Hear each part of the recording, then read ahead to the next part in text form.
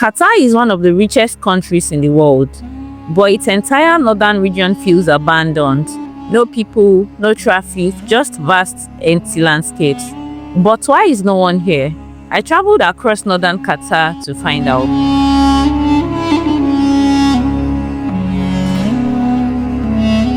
To understand why northern Qatar feels abandoned, we need to rewind a bit.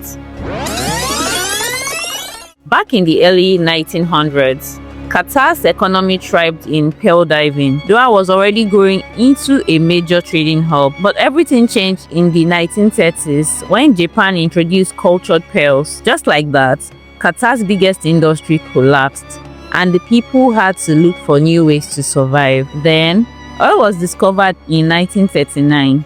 By the late 40s, production was in full swing, and Qatar's economy exploded. The government decided to focus all of its efforts on building up Doha.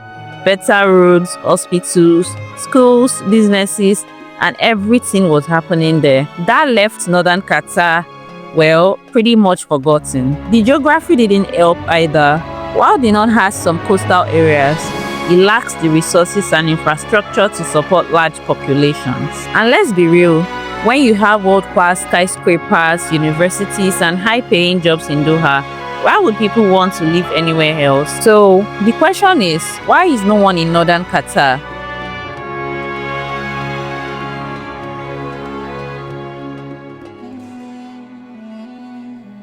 Because history, geography, and economics all led people elsewhere. The real question is, will it always stay this way?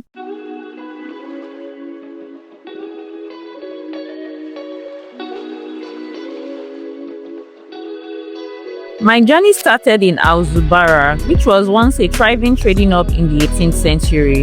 This wasn't just a small village, it was a major Gulf port, buzzing with merchants, pearl divers, and traders from India, Persia, and beyond. But after conflicts, raids, and the collapse of the pearl industry, it was abandoned. Today, Zubarah is a ghost town, and its ruins are buried beneath the sand. Standing here, you can still feel echoes of the past.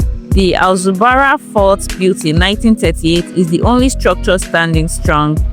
Its thick walls and the watchtowers were meant to protect a city that no longer exists. Moving away from Zubarah, I made my way to something completely unexpected: Purple Island. Unlike the dry, rocky landscapes of the north, Alcohol has always been known for its water. It was one of the first places in Qatar where people settled, thanks to its natural harbor and abundance of fish. Purple Island is named after the dye that was once produced here by the ancient Canaanites, but today it's an ecological wonder mangroves stretching across the shallow waters. It is home to fishes and crabs and even flamingos during migration season. It's a peaceful contrast to the rest of Qatar's arid terrain, making it one of the few green spaces in the country. Up next, I arrived at Zekreet, an area famous for its surreal desert landscapes. Unlike Doha's modern skyline, this place feels ancient, shaped entirely by nature. I found one of Qatar's strangest rock formations, the Eye Rock, a hole carved into solid rock by thousands of years of wind erosion. And it is giving Namibia. I mean, it felt like I was right in Namibia. But Zekreet isn't completely abandoned. It's actually a small village, though it's mostly known for its dramatic landscape rather than bustling streets. What makes it even more fascinating is that it is home to an empty town known as Film City, which is a set for an Arabian TV show that was later abandoned. If you are planning to visit Zekreet, there is something you need to know. There are no food or convenience stores here. That means you need to bring your own supplies, including water, snacks, and anything else you might need for the day. And despite its remoteness, Zekreet is one of the most photogenic places in Qatar. So if you love unique landscapes and deserted towns, this is the place for you. Now, let's talk about my personal experience traveling through northern Qatar. The drive itself was an experience. Over an hour from Doha to our first stop, which is Zubarah Fort. And for most of the journey, it was just long, open roads cutting through an endless desert. It was one of the smoothest, quietest drives I've ever had. I expected this part of Qatar to be completely deserted, but surprisingly, we weren't alone. There were tourists, mostly Asian and white travelers. But one thing stood out: we were the only black travelers there, not a single other African in sight. And it made me start wondering, why don't more people from our part of the world visit places like this? Does that mean we like buzzing places like Doha? I don't know. And the deeper we went into Northern Qatar, the quieter it got. No noise, no stress, no hustle, just miles and miles of untouched land. And then the ocean.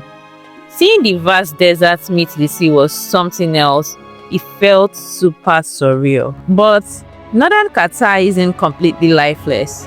At Zekreet Beach, I finally saw people, not many of them, but enough to remind me that even in the quietest of places, life exists.